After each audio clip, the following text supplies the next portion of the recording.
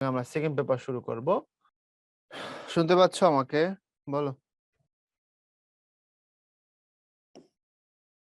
এখন শোনো, এই ছকটা দেখলে আমরা অনেক সময় ঘাবড়ায় যাই, আল্লাহ এটা কেমনে পড়বো, এটা তো বুঝবই না, কি লিখছে এরকম মনে হয় আমাদের। হ্যাঁ, আমি তোমাদের প্রথমত বলি, আমার কথা আগে শোনো, বোঝার চেষ্টা করবা, পরে আগে শুনবা।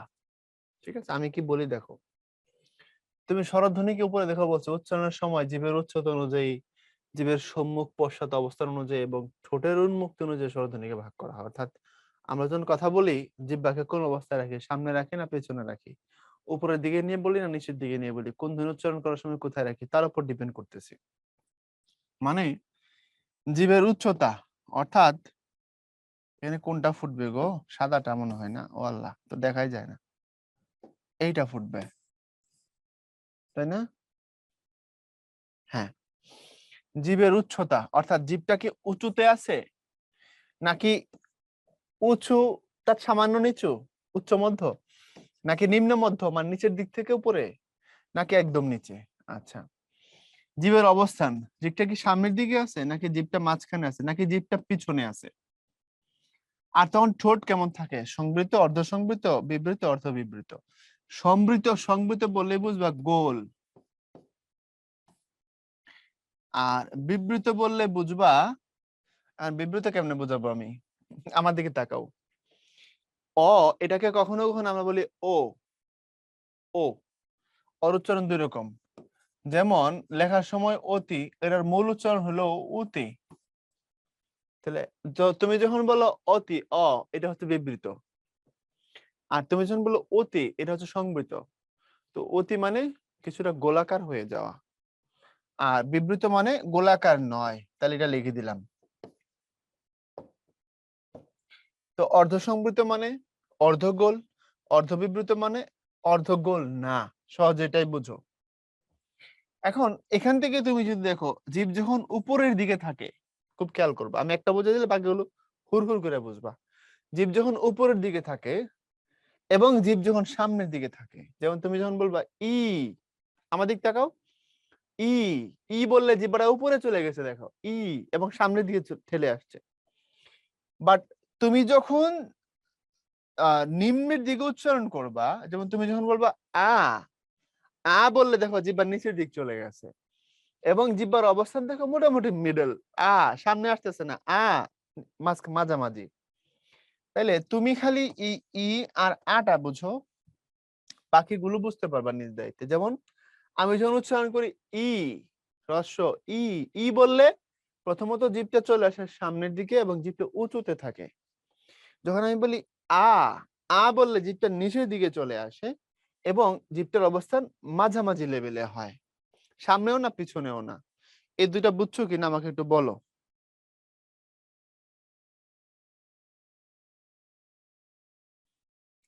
আচ্ছা, আর আমি অনেককে পাবো বলবে আমার মিলে না, নাই মিলতে পারে, কারণ আমরা আঞ্চলিক ভাবে এক এক সময় এক এক জায়গায় এক এক ভাবে উচ্চারণ শিখছি। আমরা এখন ও আ হ্রস্বই দীর্ঘই সুন্দর, আমাকে আমার এলাকায় ব্রাহ্মণবাড়িয়াতে ছোটবেলা শিখাইছিল সরু সরায়া হ্রস্বই দীর্ঘই, এরকম। তো সেটা বললে তো লাভ নেই ভাইয়া। আবার অনেকগুলো এগুলো অনেকে মিলবে না, নাও মিলতে পারে। তো যেটা করবা, এরপরে উচ্চ মধ্য নিম্ন মধ্যটা নিজ দায়িত্বে মুখস্থ করে নিও। ওকে, কারণ ছক নিয়ে পড়ে থাকলে সামনে আগাইতে পারবো না, ভাই তো ধরেই দিলাম কেমনে করবা। এরপরে উচ্চারণের সময় জীব কতটা উপরে উঠে বা নিচে নামে শুনে স্বরধ্বনি চার ভাগে বিভক্ত: উচ্চ স্বরধ্বনি, উচ্চ মধ্য স্বরধ্বনি, নিম্ন মধ্য স্বরধ্বনি, নিম্ন স্বরধ্বনি। এটা জাস্ট মুখস্থ করে নিও। এখান থেকে পরীক্ষার প্রশ্ন হয়। নিম্ন স্বরধ্বনি যেমন আ, তুমি যখন নিচে বলো, নিম্ন মধ্য এ, অ নিচে থাকে, জিভ মাঝামাঝি থাকে। উচ্চ মধ্য স্বরধ্বনি উপরের দিকে থাকে, জিভ মাঝখানে থাকে। উচ্চ স্বরধ্বনি জিভ উপরে থাকে, একদম ই, উ, জিভ একদম উপরে থাকে। আর ভিতরে সম্মুখ, পশ্চাৎ বা সামনে পেছনে অবস্থান অনুযায়ী স্বরধ্বনি তিন ভাগে বিভক্ত: সম্মুখ, মধ্য, পশ্চাৎ। অর্থাৎ তুমি যখন উচ্চারণ করো ই, এটা সামনে এসে উচ্চারিত হয়। তুমি যখন বলো আ, এটা মাঝখানে উচ্চারিত হয়। তুমি যখন বলো অ, এটা পেছন দিকে উচ্চারিত হয়। তুমি যখন বলো ও, এটা পেছনে উচ্চারিত হয়। সব মিলবে এমন না ভাই, মিলে না। আমার লাইফও আমার তোমার সময় আমার মিলতো না, অনেক কিছু মিলতো না, কারণ তুমি এখনো সেই প্রপার উচ্চারণের জায়গাটা ফিল করতে শিখো নাই। এটা তোমার দোষ নয়, তুমি এখন অনেক ছোট, তাই না? সো এই জিনিসগুলো কিছুটা মিলবে, কিছু মিলবে না, এগুলো স্রেফ মুখস্থ করে ফেলাও। এরপরে এটা আসলে লাগে না, এটা শুধু একটু ব্যাখ্যাটা বুঝে নাও। এই চন্দ্রবিন্দু যেটা, এটার কাজটা কি? চন্দ্রবিন্দুর কাজ হচ্ছে নাকের ঝোঁক। ঝোঁক মানে প্রভাব। অর্থাৎ চন্দ্রবিন্দু যেখানে থাকে নাকের উপরে চাপ দিয়ে কি করতে হয়? উচ্চারণ করতে হয়। ওকে, নাকের উপরে চাপ দিয়ে উচ্চারণ করতে হয়। যেমন ধরো আমি যখন উচ্চারণ করি এই যে বাঁশ, চাঁদ, এখন তুমি যদি চন্দ্রবিন্দু না দাও, এখানে ধরো চন্দ্রবিন্দু নাই, তখন উচ্চারণ হবে বাঁশ, বাঁশ। আর যখন চন্দ্রবিন্দু দিবা তখন হবে বাঁশ। চন্দ্রবিন্দু না দিলে উচ্চারণ হবে চাঁদ। চাঁদ না, উচ্চারণ কি? চাঁদ। তো চন্দ্রবিন্দু কখন আসে, আসলে কি উচ্চারণটা হয় এটা এখানে দেখাইছে, আর কিছু না। এরপরে হচ্ছে দেখো, যেসব স্বরধ্বনি পুরোপুরি উচ্চারিত হয় না এবং উচ্চারণের সময় টেনে দীর্ঘ করা যায় না, তাদের বলে অর্ধ স্বরধ্বনি। দেখো চাই শব্দে দুটো স্বরধ্বনি আছে, একটা আ এবং ই। এখানে আ হলো পূর্ণ স্বরধ্বনি, ই হলো অর্ধ স্বরধ্বনি। চাই অথবা নাই, যেটাই তুমি বলো, আমি চাই দিয়েই করি। খুব খেয়াল করো, বলছে যেসব স্বরধ্বনি পুরোপুরি উচ্চারিত হয় না এবং উচ্চারণের সময় টেনে দীর্ঘ করা যায় না, তাদের অর্ধ স্বরধ্বনি বলে।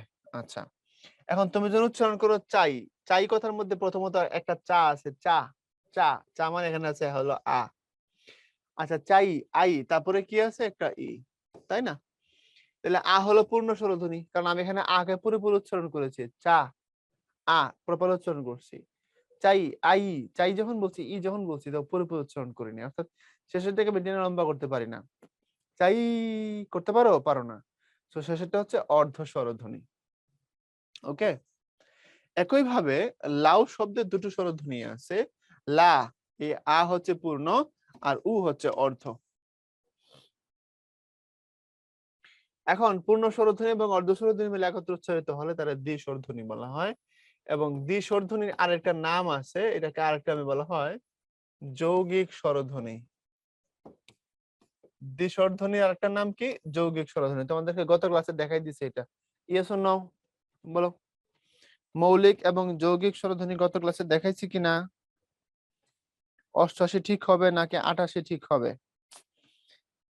88 ঠিক হবে, 88 না। 88 বললে বোঝা যায়, কিন্তু কিতাবের ভাষায় যদি তুমি বলো 88 বলবা। গত ক্লাসে তোমাদের মৌলিক এবং যৌগিক স্বরধ্বনি দেখাই দিছি ভাইয়া। তো এখানে সেগুলোই, এই যৌগিক আই, এই, আও, এ, ও তোমাদের বলছিলাম যে আগামী ক্লাসে পাবা। এবং এই দ্বি-স্বরধ্বনি তো যৌগিক স্বরধ্বনি সব মিলে 25টা। 25টার মধ্যে দেখো আমি এখানে লিখে দিই, 25টি দ্বি-স্বরধ্বনির মধ্যে বর্ণ দ্বারা প্রকাশ করা যায় মাত্র 2টি, একটা ওই আর একটা ও। বাকি 23টাকে বর্ণ দ্বারা প্রকাশ করা যায় না। 23টার কেবল এরকম ব্যবহারিক রূপ আছে। আমরা যখন মৌ বলি, বউ বলি, যাও বলি, সেই বলি, এই কথাগুলোর মধ্যে ব্যবহারিক রূপে ধ্বনিগুলো ঢুকে পড়ে থাকে, কিন্তু এগুলোর লিখিত রূপ হয় না। মাত্র 2টা লিখিত রূপ হয়, একটা ওই আর একটা ও, এই আর কিছু না। বুঝছো? তাহলে এই ভেজালটা বুঝছো কিনা? দ্বি-স্বরধ্বনি বা যৌগিক স্বরধ্বনি, ধ্বনি বললে 25টা। ধ্বনি মানে তো মুখের সাউন্ড, তো সব সাউন্ড তো আমরা লিখে প্রকাশ করি না, এজন্য ধ্বনির সংখ্যা বেশি থাকে, বর্ণের সংখ্যা কম থাকে। সব সাউন্ড আমরা লিখে প্রকাশ করি না, এজন্য ধ্বনির সংখ্যা বেশি থাকে, বর্ণের সংখ্যা কম থাকে। তো দ্বি-স্বরধ্বনি বা যৌগিক স্বরধ্বনি 25, তার মধ্যে লিখে প্রকাশ করা যায় মাত্র 2টোকে বর্ণ দ্বারা, বাকি 23টাকে লিখে প্রকাশ করা যায় না। এগুলো মুখস্থ করতে হবে কিনা, করতে পারলে ভালো, না করতে পারলেও সমস্যা নাই। এরপরে আসো আমরা ব্যঞ্জন ধ্বনিকে একটু ভাগাভাগি করে পড়বো। আমরা একটু দেখো, বলছি ক, চ, ট, ত, প, বলছে 4টা শ্রেণীতে ভাগ করা যায়। ব্যঞ্জন বর্ণ 39, এর থেকে ক থেকে ম পর্যন্ত 25টি বর্ণকে বলা হয় বর্গীয় বর্ণ। ক থেকে ম পর্যন্ত 25টা বর্ণকে কি বলা হয়? 25টা বর্ণকে বর্গীয় বর্ণ বলা হয়। এখন এগুলোকে বর্গীয়, স্পর্শ, স্পৃষ্ট বিভিন্ন ভাবে নামকরণ করা যায়। এখন কথা হচ্ছে এই যে বর্গ, এই 5টা বর্গ আছে, এই 5টা বর্গ কিসের নামে হয়েছে, কিসের সিস্টেমে হয়েছে একটু বুঝো। বর্গ মানে দল বা গ্রুপ, বর্গ মানে দল বা গ্রুপ। তো ক বর্গীয় দেখো ক খ গ ঘ ঙ এগুলো সবগুলোর উচ্চারণ কণ্ঠের মূলে। চ ছ জ ঝ ঞ এগুলো তালুতে, তাই এগুলো তালব্য। ট ঠ ড ঢ মূর্ধন্য এগুলোর উচ্চারণ মূর্ধাতে। মূর্ধা মানে হচ্ছে উপরের তালুর যে শক্ত অংশটা আছে, উঁচু অংশটা দাঁতের পিছনে, এটাকে মূর্ধা বলে। এই ট ঠ ড ঢ বললে ওই জায়গায় উচ্চারণটা হয়, জিহ্বাটা গিয়ে লাগে। ত থ দ ধ এগুলো দাঁতে উচ্চারিত হয়, তাই এগুলোর নাম দন্ত বর্ণ। প ফ ব ভ ম এগুলো ঠোঁটে উচ্চারিত হয়, তাই এগুলোর নাম ওষ্ঠ বর্ণ। তুমি এই 25টা বর্ণের পরে আর একসাথে 5টা বর্ণ পাবা না যাদের উচ্চারণ একই জায়গায় হবে। এখানে যেমন এই প্রথম 5টা এক জায়গায়, পরের 5টা এক জায়গায়, তারপরের 5টা এক জায়গায়, এরপরে 5টাকে দিয়ে তুমি আর দল, গ্রুপ বা বর্গ বানাতে পারবা না যাদের উচ্চারণের স্থানটা এক জায়গাতেই হবে। এই জন্য বলা হয় এরপর আর বর্গীয় বর্ণ হয় না। আচ্ছা, তারপরে স্পর্শ বর্ণ মানে এগুলো উচ্চারণ করার সময় অবশ্যই কি লাগবে, স্পর্শ লাগবে, অর্থাৎ ঠোঁটের সাথে ঠোঁট, জিহ্বা মুখের কোথাও বাতাস বাধা পাবে, স্পর্শ হবে, স্পৃষ্ট হবে, চাপ লাগবে, এরকম। তো স্পর্শকতার অর্থ যেটা, স্পৃষ্টকতার অর্থ সেটাই। এখন পরীক্ষা যদি এখান থেকে প্রশ্ন করে, তোমাকে জিজ্ঞেস করতে পারে যে ক বর্গীয় কোনটা, এটা ক বর্গীয়, চ বর্গীয় কোনটা, এটা চ বর্গীয়, প্রথমটা নামের নামকরণ হবে। ওকে। আচ্ছা, উচ্চারণের স্থান থেকে যদি প্রশ্ন করে তোমাকে এরকম জিজ্ঞেস করতে পারে যে কণ্ঠমূলীয় কোনটা, তালব্য কোনটা, মূর্ধা কোনটা, দন্ত কোনটা, ওষ্ঠ কোনটা, পারবা কিনা বলো তো? দন্ত বলি মানে দাঁতের মূলে। ক্লাসের শেষে রেকর্ডেড ভার্সন পাবা কিনা? হ্যাঁ পাবা। আচ্ছা, এখন বলছে কণ্ঠনালীয় ব্যঞ্জন হ। অর্থাৎ তুমি যখন হ বলো একদম ভেতর থেকে উচ্চারণটা আসে হ, এজন্য তারা বলা হয় কণ্ঠনালীয় বর্ণ। ওকে। যেমন হলুদ। এখন এখান থেকে ঘোষ অঘোষের একটা প্রশ্ন আছে, এটা তোমাকে ভাই একটু দেখাই দিতে হবে। দেখো, ক খ গ ঘ ঙ, চ ছ জ ঝ ঞ, ট ঠ ড ঢ মূর্ধন্য, ত থ দ ধ দন্তন্য, প ফ ব ভ ম। এখন একটু মনোযোগ দিও, আপাতত চ্যাট বক্সে লিখো না, লিখলে আর বুঝবা না, কিচ্ছু বুঝবা না। আমি এই পাশে গিয়ে ঘোষ ঘোষের সংজ্ঞাটা লিখি আগে, তারপরে আবার ব্যাকে যাব। এই ঘোষ মানে গলা বেশি কাঁপে, আর অঘোষ মানে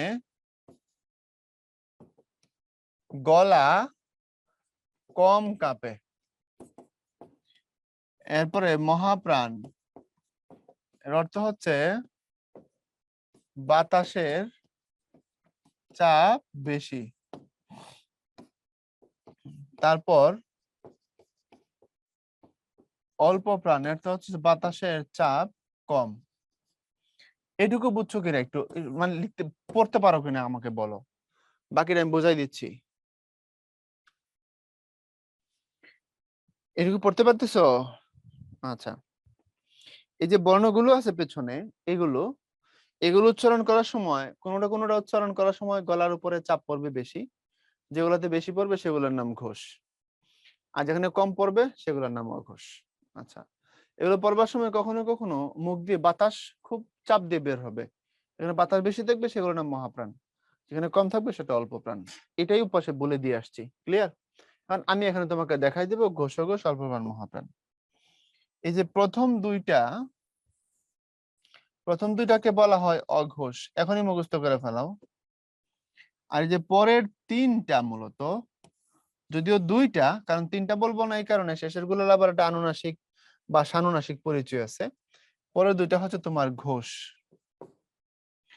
আর শেষের গুলো যেগুলো এগুলোর নাম হচ্ছে তোমার নাসিক্য বা আনুনাসিক বর্ণ। শেষের তিনটাকেই ঘোষ বলা যায়, বুঝো, শেষের তিনটাকেই ঘোষ বলা যায়, বা তিনটাকে না বলে দুইটা পর্যন্ত বলছি, এটাই প্রপার। যেহেতু পরের গুলো উ ই মূর্ধন্য দন্তন্য ম, এগুলো একটা আলাদা পরিচয় আছে, নাসিক্য, আনুনাসিক বা সানুনাসিক, অর্থাৎ নাকের প্রভাব থাকে এগুলোর উপর। তাহলে আমরা শিখবো প্রথম দুইটা অঘোষ, পরের দুইটা ঘোষ, তারপর নাসিক্য। দেখো তো, অঘোষে বলছিলাম কি থাকে, কম, ঘষে কি বেশি? পৃথিবীতে সবকিছু কম থেকে বেশি হয় না। তোমার জন্মের দিন বয়স একদিন ছিল, এখন হয়তো 16 বছর। তো এখানে দেখো, প্রথম গুলো কম, পরের গুলো বেশি। মিলছে কিনা কথাটা? প্রকৃতির সিস্টেম মিলছে? কথা বলো, কথা বলো। প্রথম দিকে কম, পরের দিকে বেশি। অর্থাৎ প্রথম গুলো উচ্চারণ করলে ক খ চ ছ ট ঠ ত থ প ফ, গলা কম কাঁপে। পরের গুলোতে গলা বেশি কাঁপে, গ ঘ জ ঝ ড ঢ দ ধ ব ভ, দেখো বেশি কাঁপে। রাইট? এই জন্য প্রথম গুলো অঘোষ, পরের গুলো ঘোষ। ডান। এরপরে আসো, অল্প প্রাণ মহাপ্রাণটা বুঝাই দিচ্ছি। এটা সিম্পলি তুমি বুঝতে পারবা কেমনে। দেখো, এই প্রথমগুলো সবগুলো অল্প প্রাণ, তারপরটাই মহাপ্রাণ, তারপরটা আবার অল্প প্রাণ, তারপরটা আবার মহাপ্রাণ। তাহলে অল্প মহা, অল্প মহা, জ্যোৎস্না। আরে কথা বলো না কেন? অল্প মহা, অল্প মহা, কম বেশি, কম বেশি। মানে ক খ, দেখো বাতাস দ্বিতীয়টাই বেশি থাকবে, খেয়াল করো। তুমি নিজে নিজে পড়ো আমার সাথে সাথে। চ ছ, ট ঠ, ত থ, প ফ, পরেরটায় বাতাস বেশি দেখো। ঠিক দেখো, গ ঘ জ ঝ ড ঢ দ ধ ব ভ। তাহলে দেখো তো বাতাস দ্বিতীয় এবং চতুর্থ বর্ণে বাতাস বেশি কিনা, ভাই যে বলছি, মিলছে কিনা? ওকে, মিলছে কথা। তাহলে অল্প মহা, অল্প মহা। ওকে, আর শেষটা তো নাকের উপরেই আছে। আর নিচে দেখো, প্রথমে অঘোষ, তারপরে ঘোষ। এখানে দেখো অল্প মানে প্রথমে কম, তারপরে বেশি, তারপরে কম, তারপরে বেশি। তাহলে সব জায়গায় ঘোষ অঘোষ অল্প মহা, সব জায়গাতেই আমরা কম থেকে বেশি দিকে যাচ্ছি। দ্যাটস ইট, এই ছিল কথা। আর এরপরে এখানে কিছু তোমার ইনফরমেশন আছে, এগুলো তুমি এমনিই পারো। এগুলোর নাম নাসিক্য। এগুলাকে সবগুলোকে শীর্ষধ্বনি বলা হয়। শীর্ষধ্বনি মানে কি? এগুলোর মধ্যে স্বর প্রভাব আছে, এরকম। ঠিক আছে, সেই জন্য শীর্ষধ্বনি। হটাকে বলা হয়, বাট হর একটা আমরা আলাদা পরিচয় পাইছি এই পাশে, যে কণ্ঠনালীয় ব্যঞ্জন।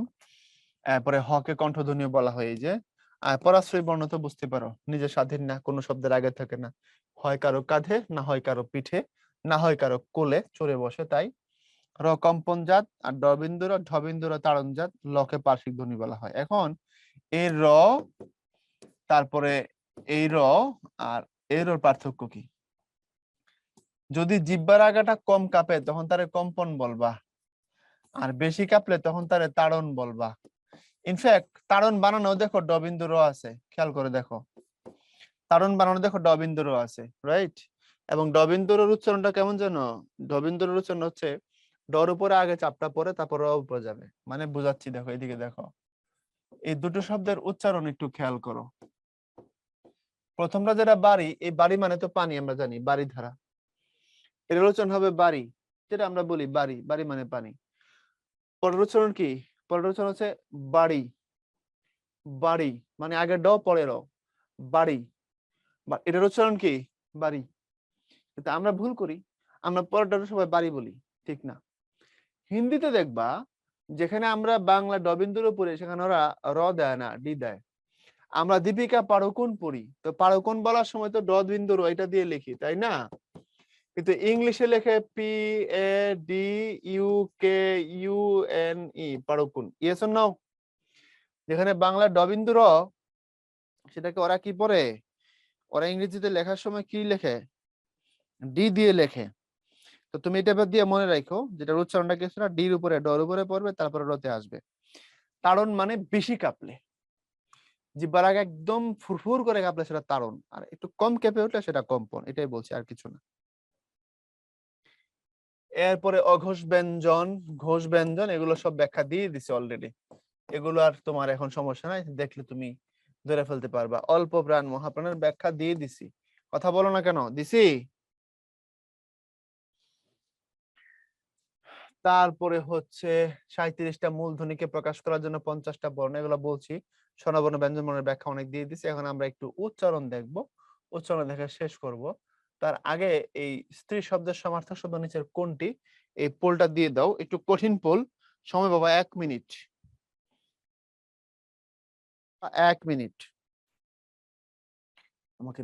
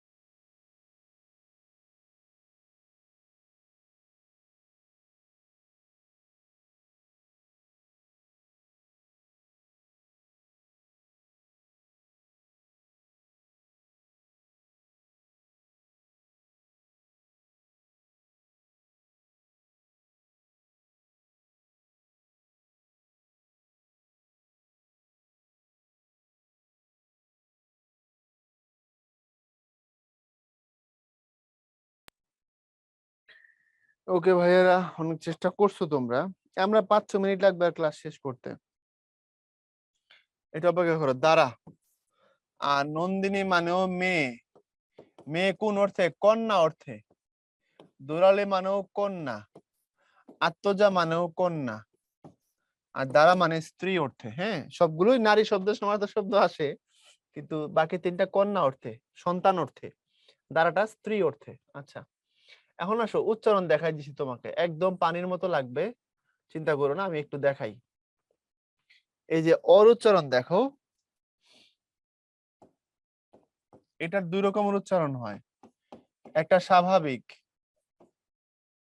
স্বাভাবিক মানে অর মতোই থাকবে, এটাকে বলা হয় অর বিবৃত উচ্চারণ। যেমন তুমি যখন বলবা অনেক, তুমি যখন বলবা অমল, অর মতোই। আরেকটা হচ্ছে অর অস্বাভাবিক উচ্চারণ, মানে অটার অর মতো থাকবে না আর কি। হ্যাঁ, উচ্চারণটা চেঞ্জ হয়ে যাবে। অস্বাভাবিক অর্থাৎ অটা ও এর মতো হয়ে যাবে, তখন এটাকে বলা হয় সংবৃত। মানে তুমি লেখবা হচ্ছে অতি, পড়ার সময় পড়বা অতি। লেখবা হচ্ছে নদী, পড়ার সময় পড়বা নদী। এটাই সত্য কথা। এবং মনে রেখো, এই অ তার সাথে মারামারির সম্পর্ক হচ্ছে এ। ওর মারামারি সম্পর্ক কেন? এর মারামারি সম্পর্ক কারণ অ যখন স্বাভাবিক তখন তুমি তারে বিবৃত বলছো, আর এ যখন স্বাভাবিক তখন তুমি তার সংবৃত বলবা, উল্টাটা বলবা আর কি। এই আর কিছু না, এখানে লিখে দেখাই দেই। দেখো, এই অ মারামারি, এ ক্রস মানে মারামারি, মানে এসিটা নামান তাড়াতাড়ি, গরম লাগতেছে। এর উচ্চারণ দুই রকম। যখন স্বাভাবিক হবে, অর্থাৎ এ যখন এর মতোই থাকবে, তখন তারে বলা হবে এর সংবৃত্ত উচ্চারণ। যেমন দেশ, তারপরে পেশা, এর মতোই আছে। কিন্তু এ কখনো কখনো কিছুটা অস্বাভাবিক হয়ে যাবে, তখন এটার উচ্চারণ হবে এ এর মতো, তখন তারে বলতে হবে বিবৃত। এই জন্যই বলছি, দেখো এ অস্বাভাবিক বিবৃত, কিন্তু অ যখন অস্বাভাবিক ছিল তখন ছিল সংবৃত, এই জন্য উল্টা আর কি। আচ্ছা, কিরকম সেটা? যেমন তুমি লেখার সময় লিখবা বেলা, কিন্তু পড়ার সময় পড়তে হবে বেলা। বেলা যে পড়ে এলো জলকে চলো। আজকে খেলা হবে, খেলা হবে না রে পাগলা, আজকে খেলা হবে। ইয়েস নাও, বুঝছো কিনা দ্রুত বলো, এটা বুঝলেই হবে। আর বাকি যা আছে পানি ভাত, পানি ভাতও তার থেকে সহজ। কথা কি বুঝছো? ওকে। আর এগুলো নাথিং, এগুলো কোনটা বলছে রস্বই দীর্ঘই দুটোই ই এর মতো উচ্চারিত হয়, এটা কে না জানে, তাই না? এর উচ্চারণ কেমন হয় বলছি, রির উচ্চারণ রি এর মতো হয়। এগুলো তোমার আমি বললেও হবে, না বললেও হবে। আমরা ঋতু লিখি এরকম, পড়ি এরকম, তো এটা আমি তোমার এখানে রিডিং করে বললে লাভ কি বলো? তোমার আমি এটা তেলাওয়াত করলে কোনো লাভ আছে? কোনো লাভ নাই। এই যে এখানে বলে দিছি দেখো, অ কখনো কখনো অর মতোই থাকে, যেমন অনেক, অমল, অসহ্য। কিন্তু অ কখনো কখনো ও এর মতো হয়, যেমন অতি, নদী। হুম, এরকম। কথা ক্লিয়ার? সো এগুলো, বাকিগুলো আর তোমাকে এগুলোর এই এই ও এর উচ্চারণ ও এর মতো, এগুলো তোমাকে আমি তেলাওয়াত করলে তোমার কোনো লাভ নাই, টাইম নষ্ট হবে। যেটা কঠিন ছিল বলে দিছি। Yes or no? কথা বলো। ব ম পারবা, দরকার নাই। জ র এগুলো পারবা, 1 এর পড়া, 2 এর পড়া। বাংলা ভাষায় দ্বি-স্বর ধ্বনি কয়টি বলো?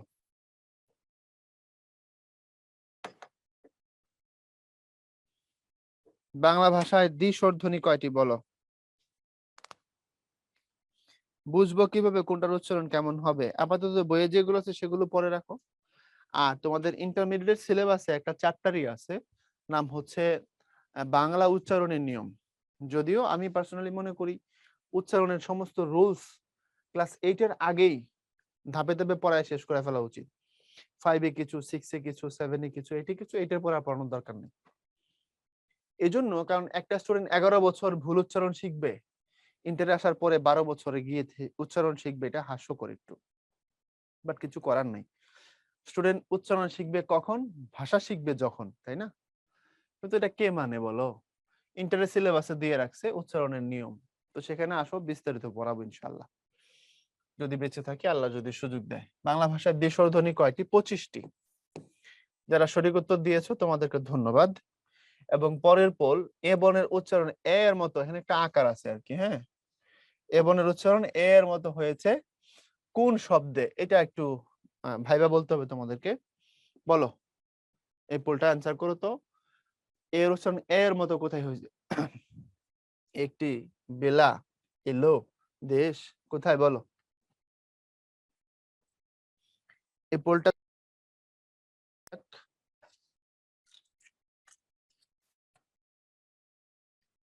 ঠিকই আছে।